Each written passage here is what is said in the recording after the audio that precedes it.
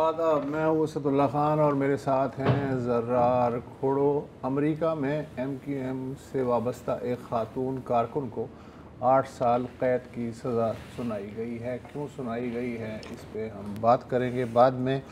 पहले इसराइल ने नस्ल कुशी की, अब उसके सबूत मिटाने की कोशिश हो रही है, लेकिन क्या सबूत मिटाने की जो एक्सरसाइज़ है इससे सच्चाई भी मिट जाएगी? इस सवाल को भी हम देखेंगे।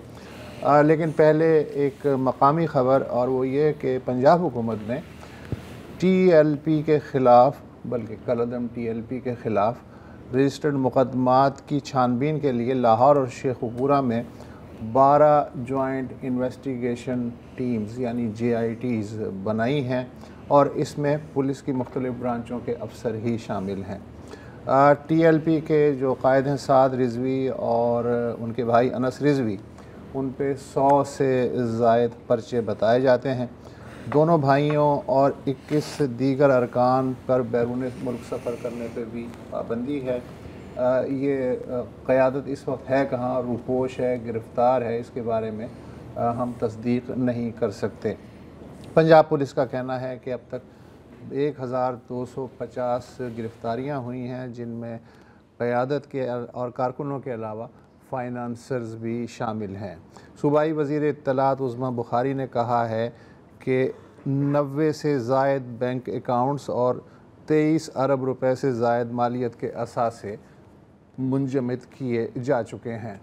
आपको याद होगा कि TLP पे जो पाबंदी लगी थी 24 अक्टूबर को लगी थी, उस लिहाज से आज 27 दिन हो गए हैं। जो पाबंदी लगाई गई थी वो इंसदाद दहशतगर्दी एक्ट के तहत दहशतगर्दी का इल्ज़ाम था, इसलिए पाबंदी लगी थी और उन्हें ATA के फर्स्ट शेड्यूल में डाल दिया गया था। वफाकी हुकूमत चाहे, अब अगला मरहला ये होता है आम तौर से कि वफाकी हुकूमत चाहे तो वो सुप्रीम कोर्ट में 15 दिन के अंदर, पाबंदी लगाने के 15 दिन के अंदर एक रेफरेंस दायर करती है, जिसमें वो साबित करती है कि ये जो पार्टी है, पार्टी X, ये रियासती इक़्तिदार आला और यकजहती के ख़िलाफ़ काम कर रही थी। अदालत सबूतों का जायज़ा लेती है और उसकी बुनियाद पे वो फ़ैसला देती है कि आपका पाबंदी लगाने का फ़ैसला दुरुस्त है। इसके अलावा वफाकी हुकूमत सुप्रीम कोर्ट की इस वर्डिक्ट के बाद इलेक्शन एक्ट 2017 के तहत पार्टी तहलील करने का भी फ़ैसला कर सकती है, और फिर इलेक्शन कमीशन ऐसी पार्टी को डी नोटिफाई कर सकता है।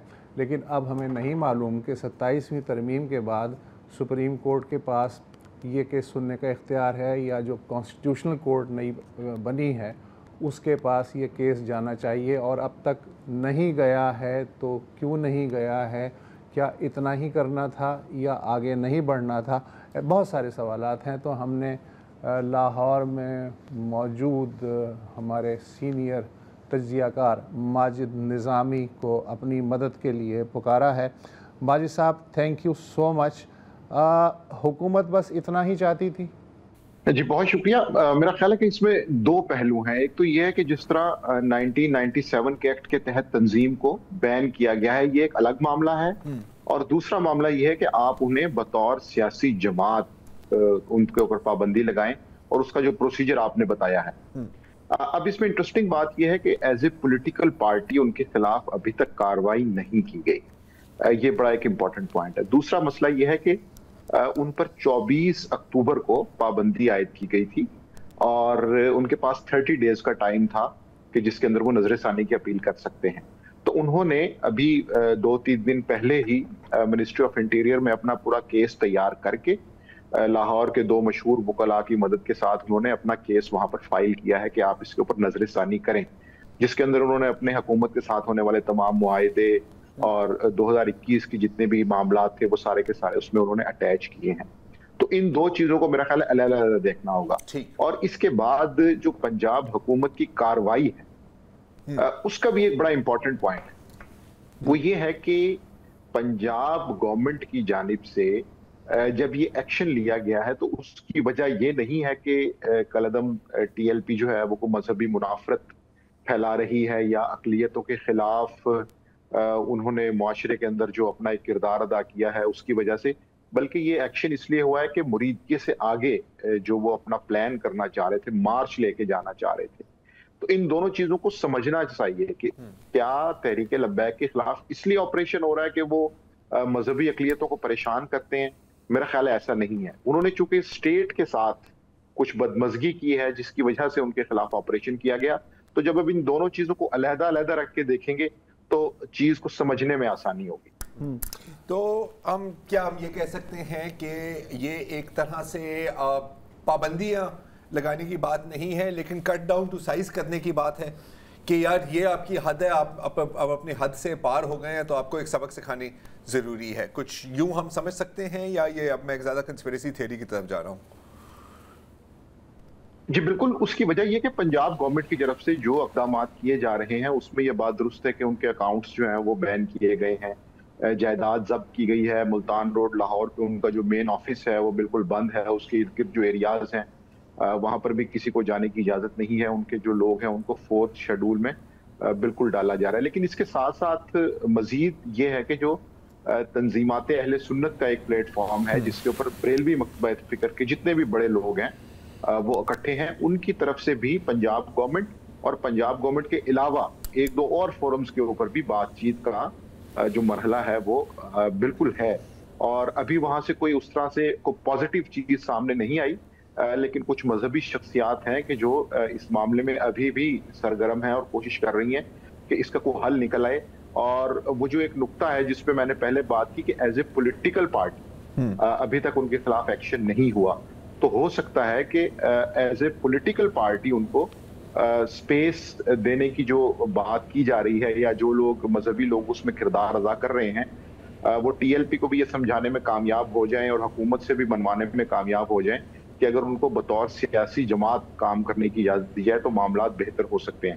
کیونکہ ان کا یہ خیال ہے کہ ان کے 20 لاکھ سے زائد ووٹ تھے تو اتنی بڑی قوت کو جو ہے وہ مس ہینڈل نہیں کرنا چاہیے. تو یہ بات ساتھ ساتھ چل رہی ہے لیکن اس کے اندر ابھی تک کوئی پازیٹیو پیش رفت سامنے نہیں آئی. اچھا باجد صاحب، میں یہ جاننا چاہتا ہوں، یہ آپ نے بالکل درست فرمایا کہ ٹی ایل پی جو ہے اس کا کوئی الگ سے مسلح ونگ تو نہیں ہے، وہ بطور ایک پولیٹیکل پارٹی ہی الیکشن کمیشن کے پاس رجسٹرڈ بھی ہے، اس نے عام انتخابات میں حصہ بھی لیا ہے، اچھے خاصے ووٹ بھی حاصل کیے ہیں.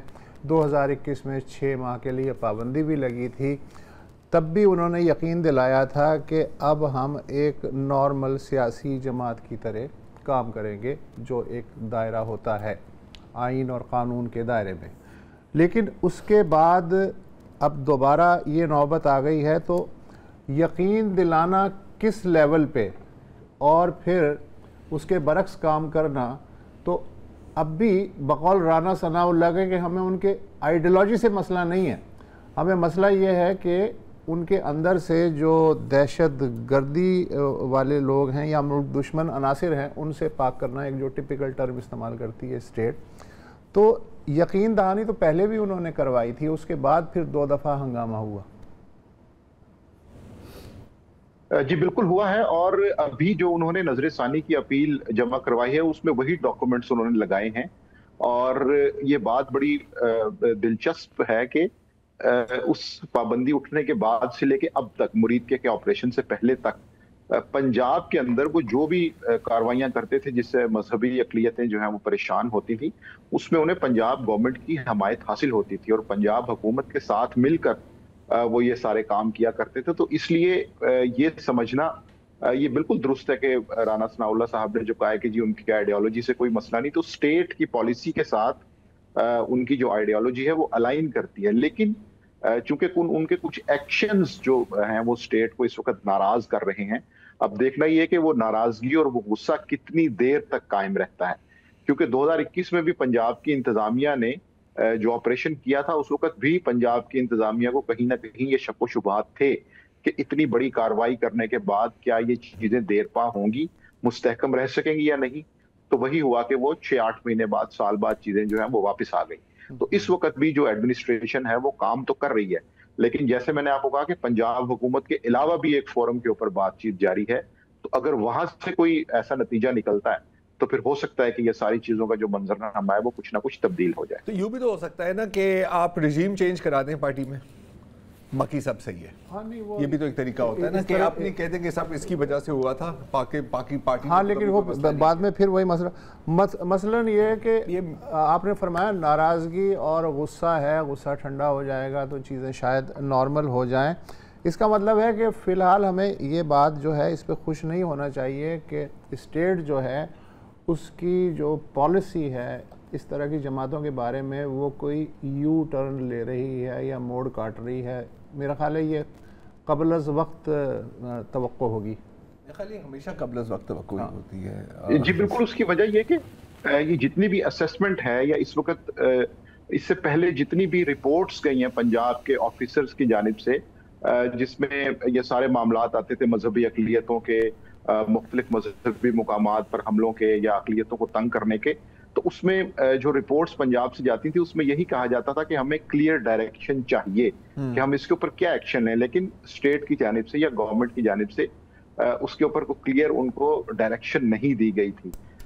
اس لیے ابھی جو معاملہ ہے اس کو بھی ایڈمنسٹریشن عمومی طور پر اس بات سے لنک کر رہی ہے کہ چونکہ وہ اسلام آباد مارچ کے لیے جا رہے تھے اور وہ ایک پوائنٹ جو ہے وہ اسٹیٹ نیریٹو سے یا حکومت کے بیانیے سے متصادم تھا, تو اس لیے اس معاملے کے اوپر جو ہے وہ ٹکراؤ ہوا ہے اور اس کی سزا انہیں مل رہی ہے. تو یہ اس چیز کو میرا خیال ہے کہ سمجھنے کی ضرورت ہے تاکہ کلیئرٹی میں آسانی رہے.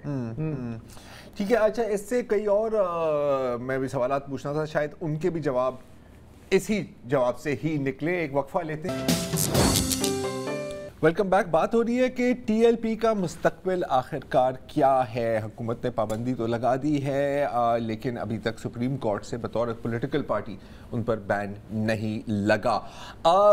ماجد, اب جو آپ کی باتیں اگر میں سمجھ رہا ہوں تو ایک سوچ ہے, اگر ایک کوشش نہیں ہے تو یقیناً ایک سوچ یہ ہے کہ ٹی ایل پی کو کسی طرح سے مین سٹریم کیا جائے. اچھا, مین سٹریم کا لفظ بھی یہاں پہ تھوڑا سا عجیب ہے کیونکہ جیسے آپ نے کہا وہ آلریڈی مین سٹریم ہے. مین سٹریم ہے, ان کی باقاعدہ پولیٹیکل پارٹی مطلب الیکشنز میں حصہ لیا ہے, کئی ووٹرز ہیں, 2 ملین ووٹر, کوئی چھوٹی تعداد نہیں ہے.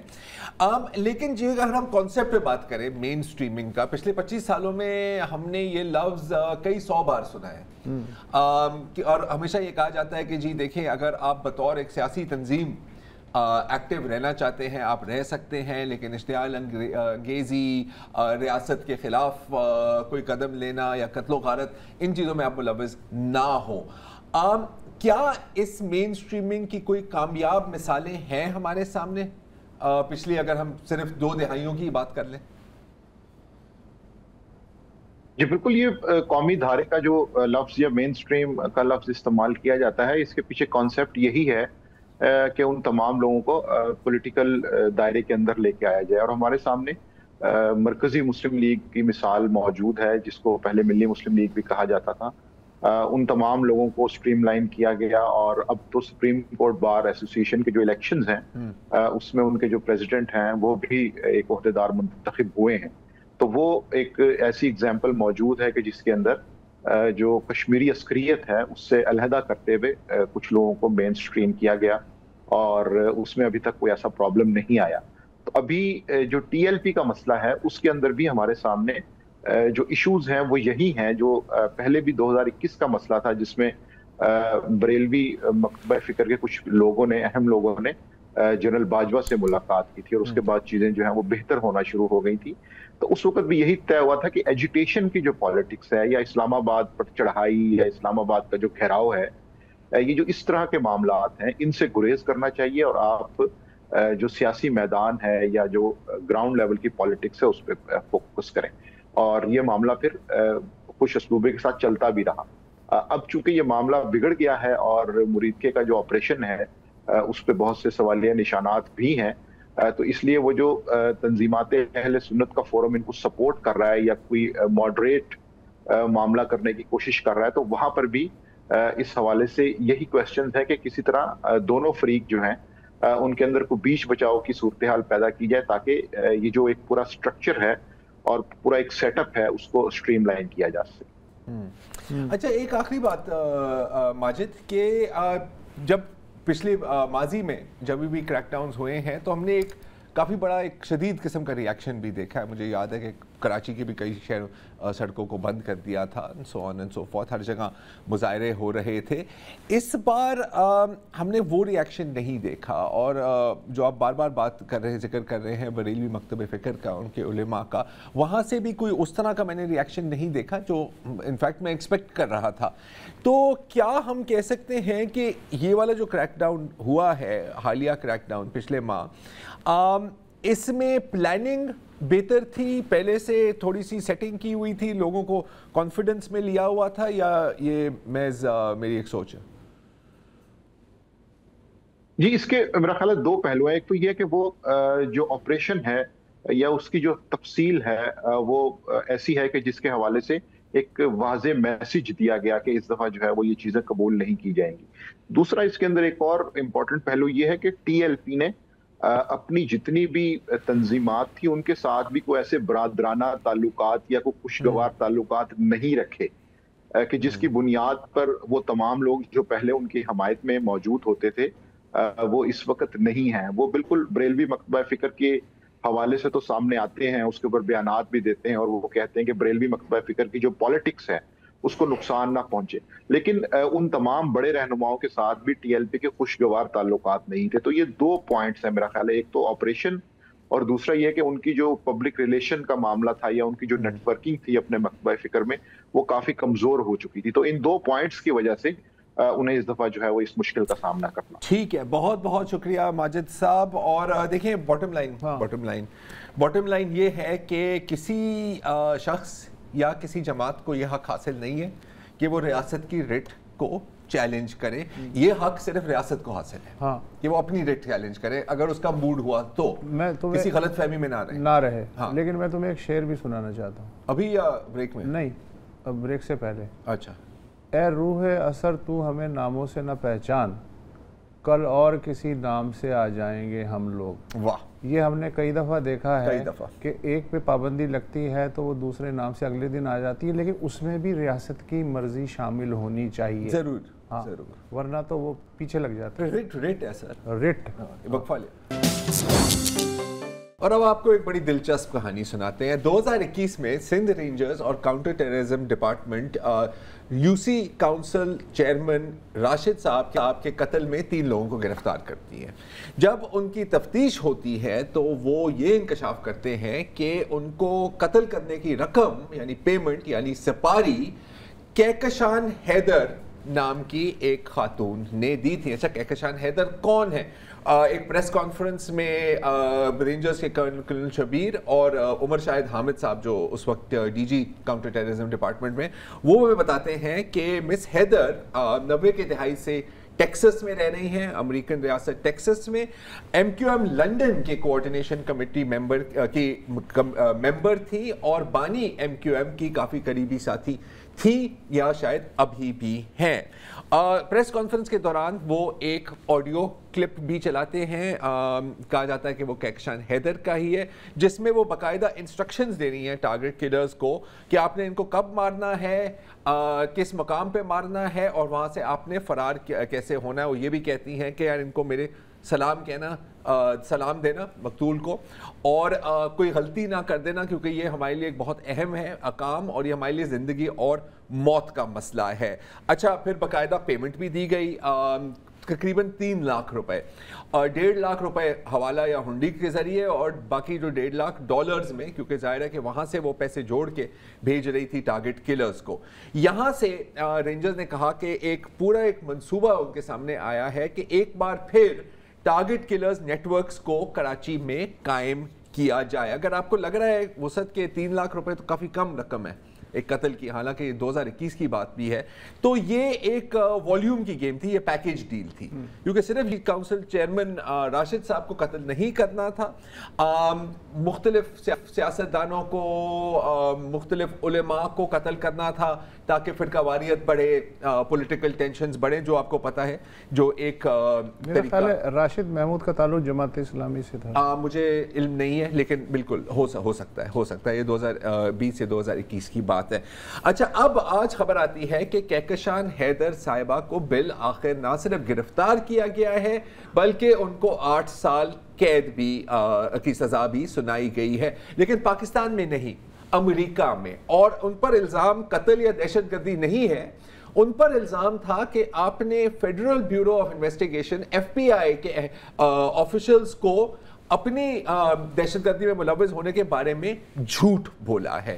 آپ کو پتا ہوگا کہ جب آپ امریکن ویزا یا انٹر کر رہے ہوتے ہیں اس میں 2-3 چیزیں لکھی ہوتی ہیں, are you now have you ever been involved in terrorism, تو وہ آپ کو اس چیزوں پہ بھی پکڑ لیتے ہیں. اگر بعد میں ثابت ہو گیا کہ ہاں آپ تھے تو کہیں گے کہ آپ نے یہ جھوٹ بولا, ایک اور آپ کے اوپر دفعہ لگ جاتا ہے. ٹھیک ہے, اچھا اب ہوا کیا کہ 2023 میں کہکشان حیدر صاحبہ نے کہا کہ یار چلیں ہم ایک بار پھر کوشش کرتے ہیں تھوڑی سی یہاں پر اشتعال انگیزی کی. تو انہوں نے ایک بندے سے کانٹیکٹ کیا یہاں کراچی میں اور کہا کہ یار یہ 2 پیٹرول پمپ ہیں اور کہا جا رہا ہے کہ یہ ایک پنجابی اونڈ پیٹرول پمپس تھے, آپ نے ان کو جلا دینا ہے. اچھا بڑی مائکرو مینیجنگ کرتی تھی کہکشان صاحبہ, کیونکہ انہوں نے یہ بھی کہا کہ یار آپ نے اس ٹائم پر جانا ہے, آپ نے یہ کیمیکل یہ لیکوڈ استعمال کرنا ہے اور پھر آپ نے یہاں سے فرار ہونا, اور ایک دفعہ تم نکل جاؤ گے تو ہم تمہیں باہر کی فلائٹ بھی بک کرا دیں گے. یہ تمام کلرز کو یہ بتایا جاتا ہے. اچھا اب 1-2 دن گزر جاتے ہیں اور کہکشان صاحبہ ان سے پوچھتی ہے کہ یار کام ہوا یا نہیں ہوا, وہ کہتے ہیں کہ جی بالکل ہو گیا. وہ کہتے ہیں ثبوت بھیجیں, تو وہ تصویریں بھیجتی ہیں ایک جلے ہوئے پیٹرول پمپ کی کہ جی یہ جو آج جو اس کی میڈیا کوریج ہوئی ہے, ہر چینل پہ چلی ہے, ہر اخبار میں یہ تصویریں چھپی ہیں, یہ میں ان کی آپ کو تصاویر بھیج رہا ہوں. اچھا اب کہکشان صاحبہ تھوڑی سی شکی مزاج کی تھی, انہوں نے کہا کہ یار چیک تو کرنا چاہیے نا. تو جب انہوں نے پوری انٹرنیٹ کو ایک پورا دن لگایا, پوری انٹرنیٹ سرچ کی, ان کو کوئی تصویریں ہی نہیں ملی. اور پھر انہوں نے کہا کہ یار تو دال میں کچھ کالا ہے یہاں پر. تو ان کو ریورس جب سرچ کیا تو پتہ لگا کہ وہ تصویریں جینوئن ہیں لیکن ہے 2022 کی. ٹھیک ہے, مطلب کہ اس لیے کہتے ہیں کہ جب آپ کسی بندے کو, HR ڈپارٹمنٹ اس لیے اتنی اہم ہوتی ہے وسعت, کہ جب آپ کسی بندے کو ہائر کر رہے ہو تو پتہ لگے کہ یار وہ واقعی وہ کام کرنے والا بندہ ہے یا نہیں. بہرحال کہکشان صاحبہ بڑی ناراض ہوئی, اس نے کہا کہ یار آپ نے مطلب نہ صرف میرے سے غداری کی ہے, آپ نے مطلب پوری ہماری قوم اور ہماری پارٹی سے بھی غداری کی ہے. اب غلطی کہکشان حیدر سے یہ ہوئی کہ جب FBI والے آئے اور ان سے پوچھا کہ جی یہ ہمیں بتا رہے ہیں پاکستان والے, آپ کا اس کے ساتھ کوئی لینا دینا ہے, اور اس نے کہا کہ نہیں بالکل بھی نہیں. لیکن پھر جب ثبوت سامنے آیا تو ان کو اقرار کرنا پڑا کہ جی میں نے آپ سے جھوٹ بولا تھا. تو اب 8 سال کے لیے, تو اب وہ 8 سال کے لیے اندر ہے. تو اگین میرا خیال ہے کہ جیسے کہا جاتا ہے نا کہ always hire the right person for the right job. ہاں غلطی نہ. کیا افسوس کی بات ہے کہ اب مطلب دہشت گردوں پہ بھی بندہ بھروسہ نہیں کر سکتا. لیکن اچھی بات یہ کہ اس فیلڈ میں اب خواتین بھی اپنا نام پیدا کر رہی ہیں. آئی تھنک امپاورمنٹ کے لیے یہ ایک اہم قدم ہے. بہرحال ایک وقفہ لیتے ہیں اور پھر چلتے ہیں غزہ. کیا نسل کشی کے شواہد چھپانے سے حقیقت بھی چھپ سکتی ہے؟ اسرائیل کا کہنا ہے کہ ہاں یہ عین ممکن ہے, اور وہ بھرپور کوشش کر رہے ہیں کہ انٹرنیٹ سے جتنے بھی شواہد ہیں ان کے جنگی جرائم کے, ان کو مٹا دیا جائے. اور اس میں ان کو بظاہر دنیا کی جو سب سے بڑی ڈیجیٹل اور سوشل میڈیا کمپنیز ہیں ان کی مدد حاصل ہے. اگر صرف اس سال اکتوبر کی ہم بات کریں تو ایک ہی گو میں چوری چھپ کے یوٹیوب نے کئی ہزار سے زائد اس طرح کی ویڈیوز اریز کر دی. وہ کیسے کہ 3 اکاؤنٹس تھے یوٹیوب پر, پریمیم اکاؤنٹس تھے فلسطینی انسانی حقوق کی تنظیموں کے, الحق, المیزان centre for human rights and Palestinian centre for human rights. اور ایک دن انہوں نے اپنا اکاؤنٹ کھولا تو پتہ لگا کہ نہ صرف ان کا اکاؤنٹ ڈی ایکٹیویٹ ہو گیا ہے بلکہ کئی ہزار ویڈیوز جو پچھلے 2-2.5 سالوں میں, بلکہ اس سے پہلے بھی انہوں نے وہاں اپلوڈ کی تھی, پوری آرکائیو وہ یوٹیوب نے مٹا دی ہے. اگر آپ دیکھیں, اگر آپ ریگولرلی ٹویٹر پر فلسطین کے بارے میں خبریں پڑھتے ہیں اور وہاں کے ویڈیوز دیکھتے ہیں تو آپ دیکھیں گے کہ بہت کم ویڈیوز اب آ رہی ہیں. بلکہ میں نے تو دیکھا, کیونکہ اب تو تقریباً پچھلے 2 سالوں کے ہر دن کی ایک آرکائیو موجود ہے, تو میں نے جب پرانے لنکس کو کلک کیا تو پتہ لگا کہ زیادہ تر تقریباً آدھے 50% غائب ہے. اچھا پچھلے 2-3 دنوں میں نے بھی اور کئی لوگوں نے نوٹس کیا ہے کہ کچھ ہیبرو زبان کی ٹویٹس پر وہ ٹرانسلیٹ آپشن ہی نہیں ہے. سب پہ نہیں, ہاریٹس اور اس طرح کے ہیں وہ آپ کو مل جائے گا, لیکن یہ جو میں آپ کو دکھا رہا ہوں یہ ایک اسرائیلی گرل گروپ ہے, اور یہ ظاہر ہے کہ نسل کشی کے حق میں گانے گاتی ہیں, لوگ بڑا انجوائے بھی کرتے ہیں. ان کی ٹویٹ کو آپ ٹرانسلیٹ نہیں کر سکتے, تو لوگوں نے کہا کہ یار ہو سکتا ہے کہ کوئی غلطی ہو گئی ہو, گلچ ہو گیا ہو. لیکن پھر کسی نے پوچھا گروک سے, اور گروک نے کہا کہ جی بالکل یہ ہماری ٹویٹر کی نئی پالیسی ہے کہ ہم ہیبرو کے کچھ ٹویٹس میں نا ہم نے ٹرانسلیشن روک دی. اس سے پوچھا کیوں؟ اس نے کہا کہ یار نفرتیں پھیلتی ہیں, یہ ہیٹ سپیچ ہے. تو جب بندے نے پوچھا کہ یار اگر یہ ہیٹ سپیچ ہے تو پھر آپ کو تو ٹویٹ ہی ڈیلیٹ کر دینی چاہیے, آپ ٹویٹ کی ٹرانسلیشن کیوں ڈیلیٹ کر رہے ہیں؟ تو مطلب یہ ہے کہ ان کو اس چیز سے مسئلہ نہیں ہے کہ اسرائیلی ٹویٹ کر رہے ہیں کہ فلسطینیوں کو قتل کر دو, مسئلہ یہ ہے کہ دنیا بھر میں لوگ ان کی ٹویٹس پڑھ سکتے ہیں, یہ ہے ہیٹ سپیچ. تو ایک بڑی انٹرسٹنگ بات ہے. اور پھر ان سے یہ بھی پوچھا گیا کہ کیا یہ سہولت صرف ہیبرو کے لیے ہے یا باقی اپنی زبانوں کے لیے بھی کیا؟ انہوں نے کہا نہیں باقی زبانوں کا اتنا کوئی مسئلہ نہیں ہے, ان میں اتنی ہیٹ پھیلتی نہیں ہے. اچھا اب میں نے خود ایکسپیریمنٹ کیا. اچھا گروک نے یہ بھی کہا کہ یار کبھی کبھی نا ترجمے میں غلطی ہو جاتی ہے, لوگ غلط سمجھ جاتے ہیں.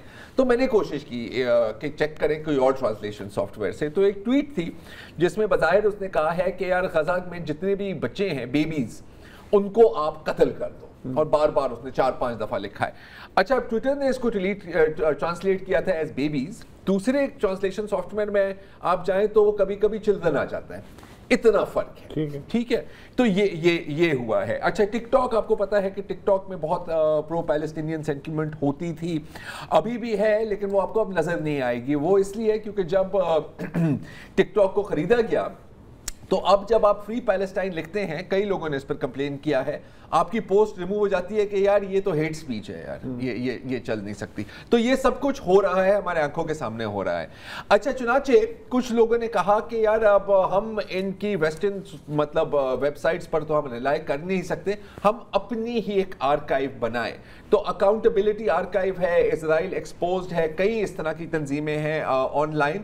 انہوں نے کئی 100 گیگا بائٹس بلکہ کئی تو 4-5 ٹیرا بائٹس کی اپلوڈز کی ہیں. جیسے یہ میں آپ کو دکھا رہا ہوں, یہ ہے genocide.live, ایک ویب سائٹ ہے, آپ وہاں پر جائیں تو کرونولوجیکلی آپ کو ہر دن کا ریکارڈ مل سکتا ہے.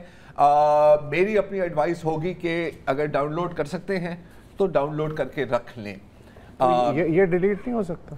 یا ہونے کے لیے تو کچھ بھی ڈیلیٹ ہو سکتا ہے نا, اب ڈیپینڈ کرتا ہے کہ انہوں نے کہاں وہ سرور رجسٹرڈ کیا, یہ پھر ایک کمپلیکیٹڈ قسم کی بات ہے.